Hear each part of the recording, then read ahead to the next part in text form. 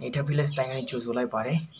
ခုတစ်ခါကျွန်တော်ပြောမယ့်အကြောင်းလေးကတော့ကျွန်တော်တို့ထိုင်းနိုင်ငံမှာနေတဲ့ခါဥပမာကျွန်တော်တို့ဗန်စာအုပ်တော့ဖွဲ့တဲ့အချိန်ကြရင်မီနမ်စကူးမိုင်းအဲ့လိုမျိုးမေးခံရတာပေါ့နော်နမ်စကူးအဲ့ဒီချိန်ကျွန်တော်မီနမ်စကူးမိုင်းလို့မေးလာတဲ့ခါကျကျွန်တော်နမ်စကူးဆိုတာဘာကိုပြောတာလဲပေါ့နော်ကျွန်တော်မသိဘူးကြားလည်းမကြားဘူးနော်နမ်စကူးဆိုတာ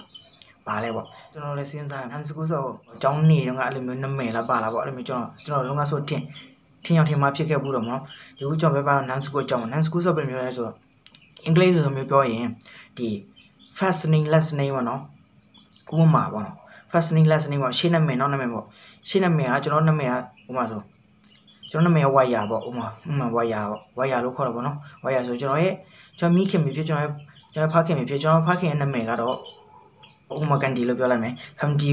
ဒီဆိုကျွန်တော်နာမည်ကဆိုရင်ထဲတဲ့ခါကျတော့ခမ်ဒီ wire ခမ်ဒီ wire လို့ပေးရပါမယ်ဘာဖြစ်လို့ခမ်ဒီ wire ဆိုတော့ခမ်ဒီဆိုရှင်းနာမည်ဆိုတော့ fastening wire ဆိုတော့ကျွန်တော်နာမည် listening အဲ့လိုမျိုးရှိတယ်ပေါ့နော်ဒီထိုင်းလူမျိုးတွေမှာအဲ့လိုမျိုးရှင်းနာမည်နောက်နာမည်ရှိတယ်ပေါ့နော်အဲ့ lens school ပေါ့နော်ဆိုတာရှိတယ်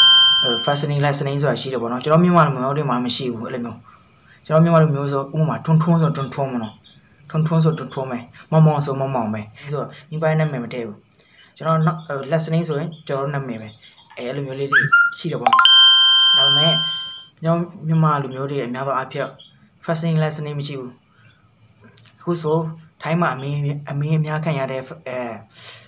နမ်စကူးဆိုတဲ့အကြောင်းကျွန်တော်ပြောပြပေးသွားပါပြီခုနမ်စကူးဆိုတာဘာလဲဆိုတာတည်သွားကြပြီလို့မျှော်လင့်ပါတယ်အားလုံးကိုကျေးဇူးတင်ပါတယ် bye bye